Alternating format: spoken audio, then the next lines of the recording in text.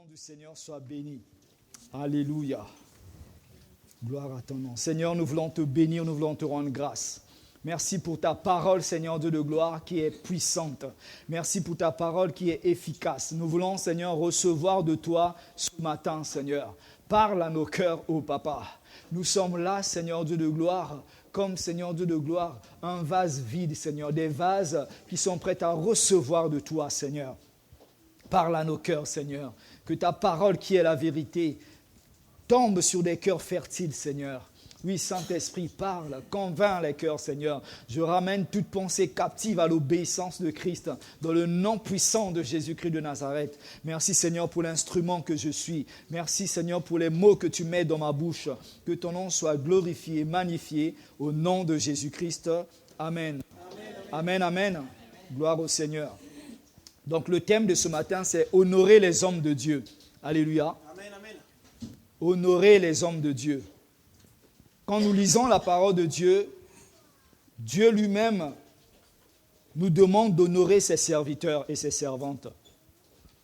Dieu lui-même honore aussi ses serviteurs, les personnes qui se mettent à part pour son service. Et nous, dans la maison de Dieu aussi, nous devons apprendre à honorer les hommes de Dieu. Et vous l'avez toujours vu au milieu de nous, quand nous recevons un homme de Dieu, nous l'honorons par la réception. Et nous l'honorons, nous prions pour ces personnes et nous semons aussi dans la vie de ces personnes. Alléluia. Amen, amen. Donc, ce que vous voyez dans la vie de vos pasteurs, vous devez aussi le faire si cela est conforme à la parole de Dieu. Amen. Parce que nous sommes là pour vous enseigner les principes de la parole de Dieu. Toutes les personnes qui ont honoré les serviteurs de Dieu, toutes les personnes qui ont mis un temps à part pour prier pour les hommes de Dieu. Toutes les personnes qui respectent les serviteurs de Dieu reçoivent toujours quelque chose en récompense, bien-aimés. Alléluia. Amen. Et nous allons voir qu'est-ce que la Bible nous dit par rapport à cela. On va commencer dans Éphésiens chapitre 6. Éphésiens chapitre 6 de 18 à 20. Alléluia.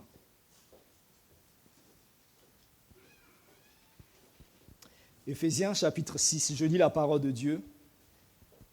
Ça, c'est l'apôtre Paul qui parle. Faites en tout temps par l'Esprit toutes sortes de prières et de supplications. Veillez à cela avec une entière persévérance et priez pour tous les saints. Verset 19, priez pour moi. Ça, c'est l'apôtre Paul qui demande la prière. Il dit, priez pour moi, afin qu'il me soit donné, quand j'ouvre la bouche, de faire connaître hardiment et librement les mystères de l'Évangile, pour lequel je suis ambassadeur dans les chaînes, et que j'en parle avec assurance comme je dois en parler. Donc l'apôtre Paul demande un soutien spirituel dans la prière. Lui qui était un homme oint par Dieu, un homme appelé par Dieu, un homme choisi par Dieu. On pouvait se dire, mais lui, avec toute l'onction qu'il a, toute la grâce qu'il a sur la vie, est-ce qu'il a encore besoin de prière? Il sait, bien-aimé. Donc vous, des fois, vous voyez des pasteurs comme des super-héros. Mais ce sont d'abord des êtres humains, bien-aimés, qui ont besoin de soutien, qui ont besoin de prière. Alléluia. Et il y a quelqu'un qui m'a dit la dernière fois, je bénis Dieu parce que Dieu lui a ouvert les yeux. Et il me dit, pasteur, je ne savais pas qu'il fallait prier pour vous. Je croyais que pour vous, tout était déjà parfait. Je dis, non, mon frère, on a besoin de prière. Parce qu'il a vu la charge, le travail qu'il y avait à accomplir. Il dit, mais comment vous arrivez à faire toutes ces choses? Et je dis, mon frère, c'est la grâce de Dieu. Et c'est pour cela que nous avons besoin de la prière des bien-aimés, de la prière de l'Église. L'Église doit avoir un temps pour prier pour ses responsables bien-aimés. Alléluia. Nous avons besoin de vos prières pour que Dieu nous équipe davantage. On va lire une autre histoire où un serviteur de Dieu aussi avait besoin de prière. On va ouvrir dans Exode chapitre 17. Il s'agit de Moïse. Exode chapitre 17, de 10 à 13. Alléluia.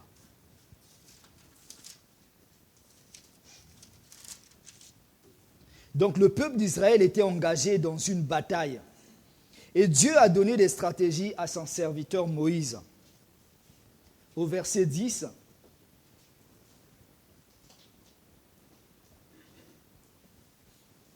Josué fit ce que lui avait dit Moïse pour combattre Amalek. Et Moïse, Aaron et Hur montèrent au sommet de la colline.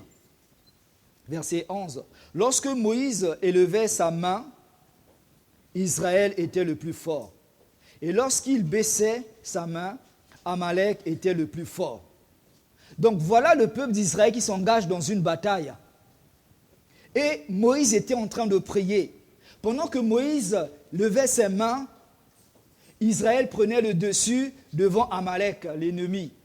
Et quand il baissait, il se fatiguait, c'est Amalek qui prenait le dessus, bien-aimé. Au verset 12, les mains de Moïse étaient fatiguées. Ils prirent une pierre qu'ils placèrent sous lui et il s'assit dessus. Aaron et Hur soutenaient ses mains, l'un d'un côté, l'autre de l'autre. Et ses mains restèrent fermes jusqu'au coucher du soleil. Et Josué vainquit Amalek et son peuple au tranchant de l'épée. Alléluia. Donc voilà le serviteur de Dieu qui se fatigue, qui s'épuise. Mais il avait deux intercesseurs de part et d'autre qui le soutenaient, qui l'aidaient à tenir ses mains fermes. Alléluia. Donc voilà l'Église. Moi, je dis que Aaron et Hur représentent l'Église. Il y a des moments où, des fois, vos pasteurs peuvent passer par des moments difficiles. C'est humain, bien-aimé. Même si les pasteurs ne témoignent pas, n'exposent pas leurs problèmes, ils traversent des fois des difficultés. Donc, ils ont besoin de vos prières. Un peuple doit être sensible à la cause de son berger. Parce que si, chez nous, on dit que le chef du village ne voit pas le diable. S'il voit le diable et qu'il prend la fuite, il n'y a plus d'autorité. Amen. Donc, ça veut dire que si le pasteur est atteint, c'est l'Église qui est atteinte. L'onction, quand Dieu bénit l'Église, l'onction commence par la tête. L'huile tombe sur la tête et se répand sur le corps. Donc, ça veut dire que vous devez soutenir la tête. Vous devez protéger la tête. Aaron et Hur ont soutenu Moïse jusqu'à la victoire. Donc, bien-aimé, prends le temps. Des fois, même si vous, quand vous avez des problèmes, vous venez voir le pasteur. Voilà, pasteur, mon problème, il est là. Priez pour moi, pasteur. Mais qui prie pour le pasteur? Des fois, quand le téléphone du pasteur sonne, c'est pour exposer un problème. Rares sont les personnes qui disent « Pasteur, j'appelle pour avoir de tes nouvelles. » Rares sont ces personnes. Ah oui, je le dis, bien-aimé, c'est important. Le pasteur est humain. Le pasteur a des besoins. Alléluia. Et plusieurs fois, quand nous arrivons, moi je parle de moi-même, des fois, je sens cette pression. Parce que ce n'est pas moi qui combat pour les causes des personnes, c'est Dieu qui le fait. Mais j'ai beaucoup de sujets. Je ne prie pas seulement pour vous, mais à d'autres personnes aussi que je suis par téléphone. Mais c'est des combats, ce n'est pas des sujets faciles. Mais ça veut dire que je suis attaqué aussi. Alléluia, nous sommes attaqués et nous avons besoin de votre soutien. Quand le pasteur est en bonne santé, physique et spirituelle, l'Église aussi, ça se ressent dans la maison de Dieu. Alléluia. Donc nous avons besoin de vous. Moïse a eu besoin d'Aaron et Hur. Levez-vous, bien-aimés, d'abord individuellement et collectivement pour prier pour vos pasteurs. On a besoin de vous, bien-aimés. L'Église qui ne prie pas pour ses responsables, qui ne fait que recevoir. Non, bien-aimés, vous devez changer la façon de faire les choses. Il ne peut pas être partout, il ne peut pas tout faire non plus. C'est pour cela que Moïse a eu besoin de Aaron et Hur. S'ils n'étaient pas là, certainement Israël allait perdre la bataille. Donc nous aussi, c'est pour ça qu'on a mis des personnes à nos côtés. Non seulement les personnes qui portent les badges, mais vous aussi qui êtes là dans la salle, vous devez soutenir les hommes de Dieu à votre façon. Prie le Seigneur, demande, mais Seigneur, comment je peux aider l'homme de Dieu? qu'est-ce que je peux faire pour aider ton serviteur? Et là, Dieu va t'ouvrir les yeux sur certaines choses. Dieu n'est pas obligé de te détailler la vie du pasteur. Mais Dieu va t'éclairer. Voilà ce que j'attends de toi, que tu fasses pour mon serviteur. Alléluia. Les pasteurs ont besoin de repos aussi. C'est important. C'est pour ça que, nous, on affiche nos numéros ici, c'est normal. Mais des fois, quand il y a des besoins qui ne sont pas urgents, vous avez des personnes à nos côtés que vous pouvez contacter. Alléluia. Les pasteurs ont des familles. Ils ont besoin aussi de prendre soin de leur famille. La parole que nous prêchons, nous demandons aux gens de prendre soin de leur famille, d'aimer leurs femmes, de bien élever leurs enfants. Si le pasteur passe son temps à 100% dans l'église et qu'il néglige sa famille, quel témoignage il va donner? Quel témoignage il va donner aux voisins, à la belle famille, à sa famille? Personne ne voudra être pasteur parce qu'il va se dire, quand on est pasteur, on est à plein temps, tout le temps à l'église. Mais non, on doit être là pour sa famille. Alléluia. Ça, c'est le côté humain. Donc, pour qu'il soit disponible pour sa famille, l'église doit être capable de prendre le relais. L'église doit être capable de gérer certaines choses sans la présence du pasteur. L'église doit être capable de prier pour l'homme de Dieu. Alléluia. Si dans l'église, vous voyez qu'il y a beaucoup de choses qui manquent de façon spirituelle, les dons spirituels, priez que Dieu augmente l'onction dans la vie de l'homme de Dieu. Pour que vous puissiez en bénéficier. Ça, c'est important, bien-aimé. S'il manque des miracles, priez. Seigneur, nous voulons voir des miracles. Utilise ton serviteur avec puissance. C'est ça, bien-aimé. Ce n'est pas pour que nous puissions nous pavaner ou crier haut et fort, voilà, il y a l'onction, il y a ceci, cela. Des fois, dans la vie de l'homme de Dieu, il y a l'onction qui est là, qui attend juste que ton cœur soit disposé. Puisque tu n'honores pas l'homme de Dieu, l'onction est là, elle attend. Maintenant, qui va en profiter? C'est la personne qui est de l'extérieur, extérieur à l'église. Quand il va honorer ton pasteur, et tu seras surpris que cette personne est bénie. Et tu te diras, oui, mais c'est mon pasteur. Quand il prie pour moi, je ne suis pas béni. Et l'autre qui n'est pas sa brebis reçoit la bénédiction. Mais est-ce que tu honores ton pasteur, bien-aimé? C'est important, bien-aimé. Et moi, je veux qu'à partir d'aujourd'hui, d'abord, premièrement, commence à prier pour ton pasteur. Prends du temps. Des fois, les enfants de Dieu, quand ils sont dans la présence de Dieu, c'est pour demander. Non, mets d'abord ta cause de côté. Prie pour ton pasteur. Tous nous voulons que cette église grandisse. Alléluia. Moi, je bénis Dieu parce que l'église grandit. Nous avons passé du temps dans la prière. L'église a connu des moments difficiles. Nous avons été là avec pasteur, on a prié. Avec des bien-aimés qui nous ont soutenus. Et là, nous voyons le résultat. Mais il faut continuer, bien-aimés. Nous avons fait notre travail et nous continuons. Mais vous aussi, faites votre part. Si Dieu t'appelait à l'intercession, mets-toi à part. Dieu dit, je cherche quelqu'un qui se tienne à la brèche. Alléluia. Dis, Seigneur, me voici. Et Dieu va t'équiper. Dieu ne cherche pas des personnes qui sont déjà remplies. Dieu cherche des personnes disponibles. Alléluia. Demande au Seigneur et Dieu va t'éclairer. Donc, il y a la prière, il y a aussi la semence de la vie d'un homme de Dieu. On va ouvrir dans 1 Roi 17.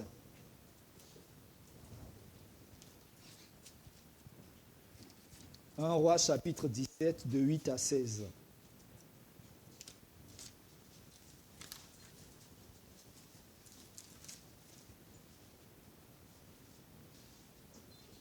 Il s'agit de la veuve de Sarepta. Vous connaissez certainement cette histoire. À partir du verset 8. Alors la parole de l'Éternel fut adressée en ces mots. Lui fut adressée en ces mots. Lève-toi, va à Sarepta, qui appartient à Sidon, et demeure là. Voici, j'ai ordonné à une femme veuve de te nourrir.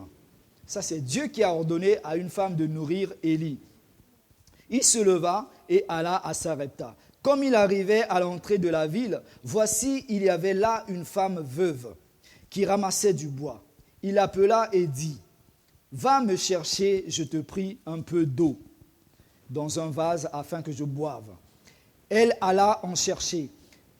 Il appela de nouveau et dit, « Apporte-moi, je te prie, un morceau de pain dans ta main. » Et elle répondit, l'Éternel, ton Dieu, est vivant. Je n'ai rien de cuit, je n'ai qu'une poignée de farine et un pot et un peu d'huile, dans un pot et un peu d'huile, dans une cruche. Et voici, je ramasse 2 morceaux de bois. Puis je rentrerai et je préparerai cela pour moi et pour mon fils. Nous mangerons, après quoi nous mourrons. Élie lui dit, ne crains point, rentre, fais comme tu as dit. Seulement, prépare-moi d'abord avec cela un petit gâteau, et tu me l'apporteras. Tu en feras ensuite pour toi et pour ton fils. Car ainsi parle l'Éternel, le Dieu d'Israël. La farine qui est dans le pot ne manquera point, et l'huile qui est dans la cruche ne diminuera point, jusqu'au jour où l'Éternel fera tomber de la pluie sur la face du sol. Amen, amen, amen. Elle alla et elle fit selon la parole d'Élie. Et pendant longtemps, elle eut de quoi manger.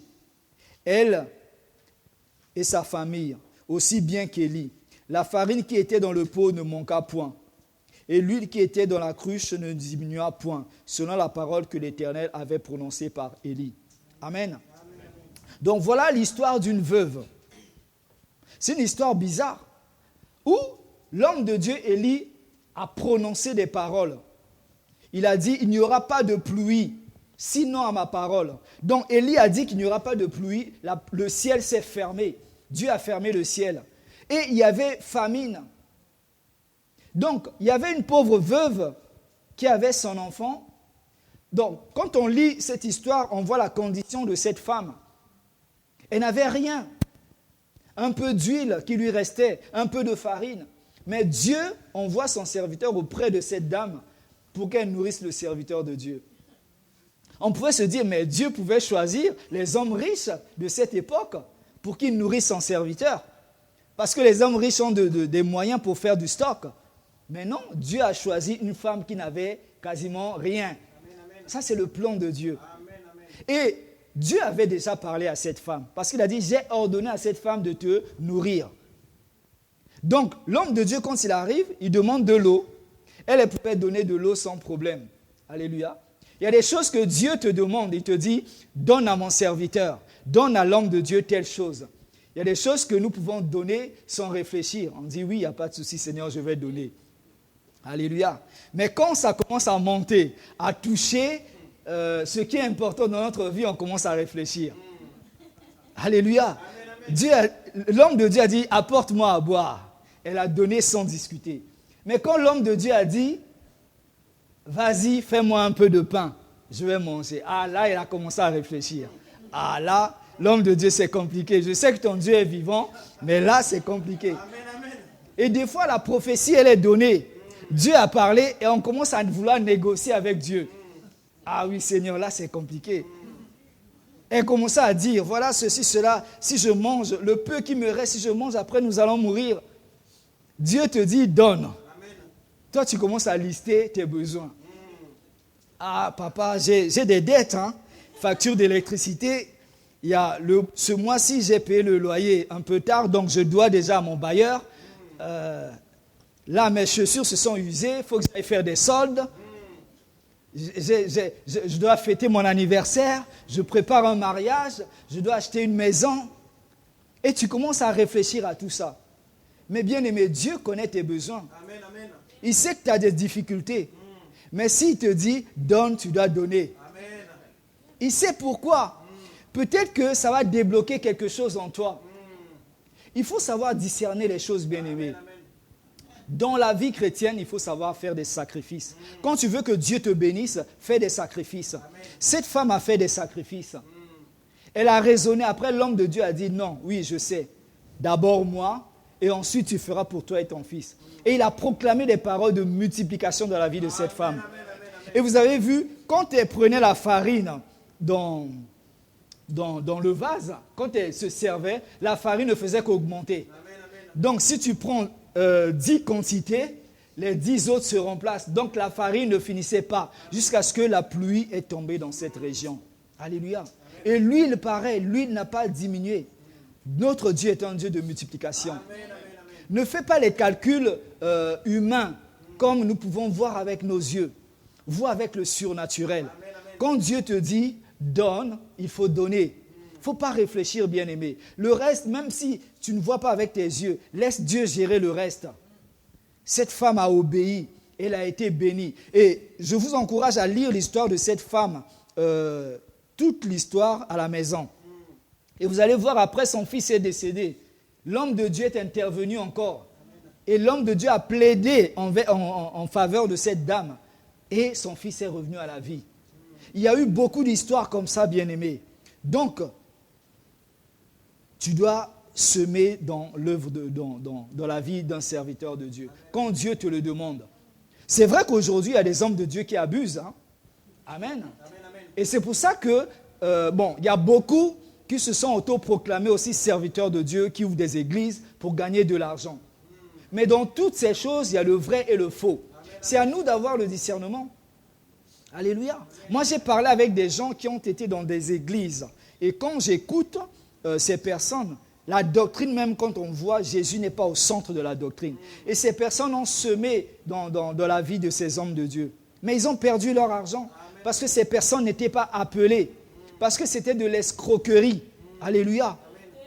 Quand tu sais que cet homme est appelé de Dieu, sème. Je vous ai prêché la dernière fois sur semer sur la bonne terre. Et le discernement, bien-aimé. Tu dis, Seigneur, des fois il faut faire... Salomon a compris ça. Faire des offrandes sacrificielles. Tu dis, Seigneur, j'ai envie de bénir quelqu'un. Peut-être pas seulement un serviteur de Dieu, un bien-aimé dans la salle, peut-être qu'il y a un besoin. Dis, Seigneur, ouvre-moi les yeux. Je veux bénir quelqu'un. Voilà, tu fais une enveloppe, tu dis, Seigneur, envoie-moi vers une personne. Et des fois, si l'homme de Dieu aussi avait eu pitié de la veuve, avait dit, c'est vrai que tu n'as rien, il te reste un tout petit peu, je te comprends, je vais aller voir une autre personne. L'homme de Dieu serait dans la désobéissance. Et la femme allait peut-être mourir de faim. Donc ça veut dire des fois, Dieu peut t'envoyer vers une personne que tu vois physiquement, tout va bien, mais il y a des problèmes qui sont cachés. C'est le Dieu qui voit dans le secret, bien-aimé. Alléluia. Si Dieu t'envoie vers cette personne, ça veut dire que donne à cette personne.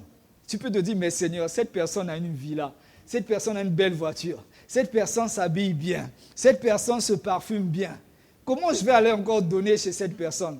Quand je regarde ses vêtements, ça achète même tout ce que j'ai mis là. Dieu te dit, va donner. Amen. Ce n'est pas à toi de raisonner. Alléluia. Il faut passer à cette dimension, bien-aimé. Si tu passes à cette dimension, Dieu va te bénir. Et là, tu mets Dieu à l'épreuve. Et tout ce que tu vas faire dans ta vie, ça va se multiplier. Alléluia. Amen. J'ai parlé avec une femme qui m'a déposé un jour. Elle dit, pasteur, je ne comprends pas. Je lui dis d'abord, ma soeur, tu as une belle voiture, Dieu t'a béni. Il dit, pasteur, j'ai demandé cette voiture à Dieu. C'est pour bénir les hommes de Dieu. Alléluia. Cette femme, quand les hommes de Dieu viennent à Tours, elle met sa voiture à disposition des hommes de Dieu. Et Dieu l'a bénie. Elle me dit, pasteur, tout ce qui m'arrive aujourd'hui, je n'arrive plus à gérer. Il y a trop de bénédictions. J'ai dit, c'est ta saison, bien-aimée. Mais ne limite pas Dieu. Donc voilà ce qu'elle a fait comme alliance avec Dieu. Seigneur, ma voiture, c'est à disposition de tes serviteurs. Elle ne compte pas ses heures. Quelle alliance tu peux faire avec Dieu, bien-aimé? Elle a semé dans la vie des hommes de Dieu. C'est ça. Dieu va te bénir au point où tu n'auras même plus... la Bible dit ça va déborder. Alléluia. Quand il va remplir ta cruche, ça va déborder. C'est comme Jésus, quand il a multiplié le vin. Ils ont dit amenez, amenez, amenez. Et ça a commencé à déborder. Il n'y avait même plus de place. C'est ça que Dieu veut faire dans ta vie. Mais si tu sèmes sur la bonne terre, amen. Alléluia. Donc, si ta bénédiction doit passer par une personne, tu dois obéir, bien-aimé. Alléluia. Beaucoup de personnes veulent être bénies, mais ne veulent pas obéir à Dieu. Alléluia. Donc, tu es là, tu veux imposer à Dieu une façon de faire. Oui, Dieu, je veux être béni, mais il faut que ça soit comme ceci ou comme cela. Dieu dit non. Il faut que ça passe par la semence. Il faut que ça passe par le sacrifice. Il faut que ça passe par ma maison. Prends un engagement dans ma maison. Voilà, il y a des besoins dans ma maison. Et à chaque fois que tu viens dans ma maison, Dieu te dit, voilà, tout est bien chauffé, tout est bien éclairé. Quand il fait chaud, c'est climatisé. Mais est-ce que tu ne peux pas prendre l'engagement de payer ses factures d'électricité? Voilà. Dieu peut te mettre à cœur quelque chose comme ça. Est-ce que tu ne peux pas prendre à cœur la charge des produits d'entretien de ma maison quand tu vas faire tes courses? Dieu peut te mettre quelque chose comme ça à cœur. Il faut demander au Seigneur, Seigneur, qu'est-ce que je peux faire pour toi? Alléluia. Tout ce que tu feras pour Dieu, tu ne vas pas le perdre, bien-aimé. Amen. Dieu est souverain. Il ne faut pas lui dire ce qu'il doit faire.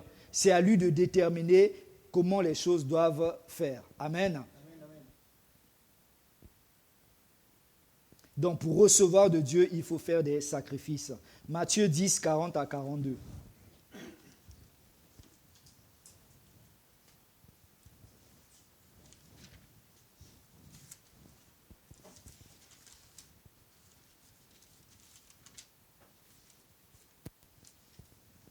Matthieu 10, 40 à 42. Celui qui vous reçoit me reçoit. Et celui qui me reçoit, reçoit celui qui m'a envoyé. Ça, c'est Jésus qui parle. Celui qui reçoit un prophète en qualité de prophète recevra une récompense de prophète. Celui qui reçoit un juste en qualité de juste reçoit une récompense de juste.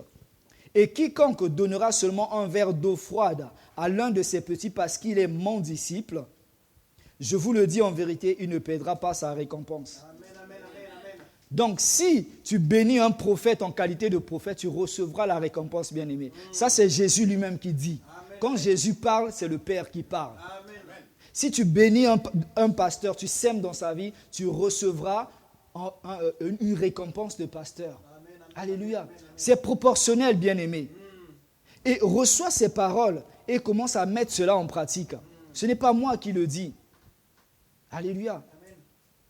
Donc, commence à dire, Seigneur, voilà, ouvre-moi les yeux. Ça peut être un homme de Dieu qui est dans un autre pays où son ministère a besoin de finances. Dieu te montre, Dieu te dit, voilà, peut-être à travers Internet, regarde cet homme, bénis sa vie. Et appelle cet homme béni, obéis à Dieu, et tu verras, bien-aimé. Alléluia. Amen. Il y avait des femmes aussi, dans Luc 8, 2 à 3, des femmes qui soutenaient financièrement le ministère de Jésus. Alléluia. Et moi, je crois que ces femmes aussi ont reçu, puisqu'ils ont semé dans la vie de l'homme, du Fils de Dieu, ils ont aussi reçu une récompense du Fils de Dieu. Parce que c'est la Bible qui le dit. Alléluia. Dans l'Ancienne Alliance, Dieu lui-même disait des fois qu'il ordonnait que la dîme soit mise de côté pour les Lévites. Donc ça veut dire toute dîme qui rentrait à la maison, il dit c'est pour mes serviteurs qui sont au service. Donc si Dieu faisait ça dans l'Ancienne Alliance, ça veut dire qu'il n'y a pas de mal à ça. Alors les gens aujourd'hui vont prendre des versets pour dire vous avez reçu gratuitement, il faut donner gratuitement. Alléluia. Vous avez reçu gratuitement, donné gratuitement. Oui, je sais. Mais quand nous allons lire la parole de Dieu aussi, la Bible dit que, que l'ouvrier mérite son salaire. Alléluia. Donc, il y a des gens qui prennent des versets qui les arrangent pour dire, bon, voilà, vous avez reçu gratuitement, donné gratuitement. Oui, les dons sont gratuits. Nous prions pour les gens gratuitement. Nous ne demandons pas l'argent. Mais si quelqu'un bénit un homme de Dieu par reconnaissance, à ce moment-là, l'Église reçoit. Alléluia. Ici, on ne demande pas d'argent. On ne te fait pas un devis pour te dire, bon, pour ta délivrance, il faut mettre 500 € de côté, il faut acheter l'huile de palme, il faut acheter des noix, je ne sais pas de quoi là. On ne te fait pas un devis comme ça. Alléluia. Donc, c'est gratuit. Mais si Dieu te met à cœur par reconnaissance, il y a des gens qu'on a prié pour eux comme ça, qui ont emmené une enveloppe par reconnaissance, on a reçu. L'évangile est gratuit aussi, mais l'évangile a un coût. Alléluia. Pour filmer, que les gens soient bénis à travers Internet, le matériel est là, ça coûte cher, bien-aimé. Pour aller évangéliser, il faut imprimer des flyers. Alléluia. Pour que les chantres chantent bien, il faut du matériel. Donc tout cela a un coût, bien-aimé. Alléluia. Donc la prière de la vie de l'homme de Dieu, la semence et ensuite le respect. 1 Timothée 5, 17 à 18. On va terminer par ça. 1 Timothée 5, 17 à 18.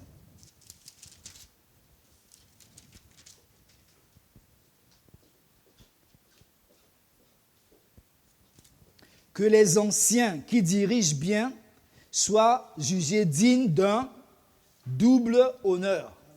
Double honneur. Surtout ceux qui travaillent à la prédication et à l'enseignement. Car l'Écriture dit, tu ne muselleras point le bœuf quand il foule le grain, et l'ouvrier mérite son salaire. Alléluia. Donc voilà. Double honneur pour les serviteurs de Dieu. Quand on parle des anciens, ça veut dire les pasteurs. Tous ceux qui ont cette responsabilité, qui ont cette charge, alléluia, à la maison de Dieu. Les responsables spirituels. Donc il faut les honorer. Il faut les respecter, bien-aimés. Si vous étiez de bons amis et que Dieu appelle l'un de vous au ministère pastoral, tu ne dois plus le considérer comme ton ami. Il est toujours ton ami, mais respecte-le comme un serviteur de Dieu. Regarde-le autrement. Même si c'est ton mari. Si Dieu a établi ton mari pasteur, respecte-le comme l'homme de Dieu. Parce que si tu ne le vois que comme ton mari, tu seras limité. Tu ne peux rien recevoir de lui. Mais si tu fais la part des choses, tu le vois aussi comme un homme de Dieu, à qui tu peux demander la prière, là tu vas recevoir, bien-aimé. Mais sinon, il y aura un blocage. Il y aura un blocage. Vous serez toujours dans le naturel, pas dans le surnaturel. Alléluia. Même si c'est ton frère que Dieu a appelé, regarde-le autrement maintenant. Regarde la grâce qu'il y a sur sa vie. Quand vous respectez une onction, c'est cette onction qui va vous bénir. Alléluia. Commencez à regarder autrement les hommes de Dieu. Ne regardez pas leur âge. Alléluia. Même si le pasteur mange avec toi, même si le pasteur rigole avec toi, même si le pasteur va faire des courses avec toi, même si le pasteur, tu le vois, il s'habille très mal. Il y a un serviteur de Dieu dans la Bible, je crois, c'était Élisée, où les enfants se moquaient de lui parce qu'il était mal vêtu, il était sale. Il insultait, chauve, chauve, chauve. Et les ours sont sortis de nulle part. Ils ont déchiré ses enfants et les ont tués. Alléluia. Il y a eu plusieurs histoires comme ça dans la Bible où les gens n'ont pas respecté, n'ont pas honoré les hommes de Dieu. Ils ont eu des problèmes. Alléluia. Il y a eu le fils de David aussi qui a conspiré, a fait du complot contre David. Et sa vie s'est mal terminée. Il y a eu aussi Aaron qui a parlé contre Moïse. Et il a eu des problèmes. Il y a eu beaucoup d'histoires comme ça. Donc respectez les hommes de Dieu.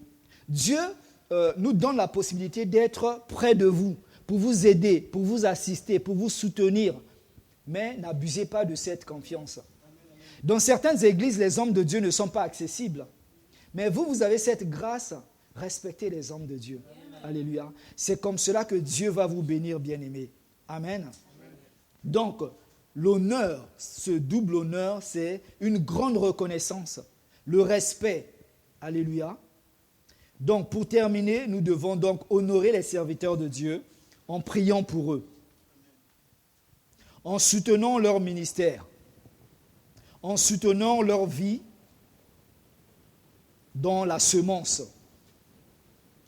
Même s'ils ont déjà des moyens, il faut soutenir et en les respectant. Amen. Quand tu appliques ces principes, Dieu va te bénir. Alléluia. C'est ça, honorer les serviteurs de Dieu. Prions le Seigneur. Alléluia. Alléluia. Béni sois-tu, Seigneur. Oh, gloire à ton nom. Remercie le Seigneur pour cette parole. Remercie le Seigneur. Et prends l'engagement prends l'engagement dès aujourd'hui de commencer à faire les choses autrement. Commencer à honorer les serviteurs de Dieu. Commencer à honorer les saints, les fidèles. Tous ceux qui sont dans la maison de Dieu. Tous ceux qui servent Dieu dignement. Prie le Seigneur et remercie-le pour cette parole. Alléluia. Béni sois-tu, Seigneur. Oh Dieu, je te bénis, je te rends grâce pour cette parole, Seigneur. Merci parce que tu nous apprends, Seigneur Dieu de gloire, les principes, Seigneur Dieu de gloire, de ta parole. Oui, nous savons que ta parole ne ment jamais. Tout ce que tu as dit dans ta parole est la vérité. Je te prie, Seigneur Dieu de gloire, pour mes bien-aimés ici présents et pour moi-même aussi, Seigneur, que nous puissions grandir, Seigneur, dans ce principe, que nous puissions honorer, Seigneur, tes serviteurs, que nous puissions honorer tes servantes, Seigneur, comme tu le dis dans ta parole, Seigneur. Non pas pour attendre quelque chose en récompense, mais pour premièrement obéir à ta parole, Seigneur. Parce que c'est un commandement, Seigneur. Ouvre-nous les yeux, Seigneur, afin que nous puissions voir les sensibilités, les personnes, Seigneur, qui sont dans le besoin, Seigneur Dieu de gloire. Que nous ne puissions pas seulement attendre, Seigneur, les appels, Seigneur Dieu de gloire, à aider, Seigneur, mais que cela vienne du cœur, Seigneur. Tu nous as appelés à faire des bonnes œuvres, Seigneur. Je bénis ton nom. Que cette parole reste gravée dans nos cœurs. Au nom de Jésus-Christ. Amen.